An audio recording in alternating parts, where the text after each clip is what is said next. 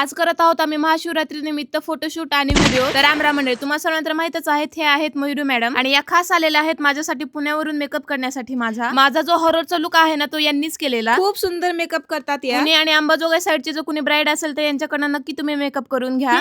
तर आता करत आहोत आपण हेअरस्टाईल। आमचं ठरलं होतं की हेअर जे आहेत ना ते कर्ली करायचे, कारण की खूप सारे देवी देवतांचे जे केस आहेत ना ते कर्ली आहेत आणि मला कर्ली केस खूप आवडतात आणि तुम्ही बघू शकता। परत एकदा दाखवते तुम्हाला।